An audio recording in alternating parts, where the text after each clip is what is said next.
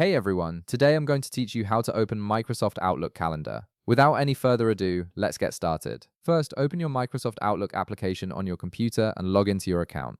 Once you're logged in, give it a moment to load your emails and main dashboard. This ensures that all your Outlook features, including the calendar, are ready to access. Now, here's how you actually open the calendar. Look towards the bottom left corner of your screen. You'll notice several tabs represented by different icons. These include your inbox, contacts, calendar, and to-do list. The calendar icon is what you're looking for here, and it's usually easy to spot among these navigation options. Go ahead and click on the calendar icon. As soon as you do that, Outlook will switch to calendar view, giving you full access to all your scheduling tools and features. You'll immediately see your calendar layout displayed on the screen, showing you an organized view of your time. In this calendar view, you'll be able to see all the meetings you've booked for each date. You'll also notice holidays marked on the calendar, along with any other calendar entries you've added previously. This makes it really convenient to keep track of your schedule at a glance. Everything is laid out clearly so you can quickly see what's coming up and plan accordingly. And that's it. You've successfully opened your Microsoft Outlook calendar and can now view all your scheduled events and appointments.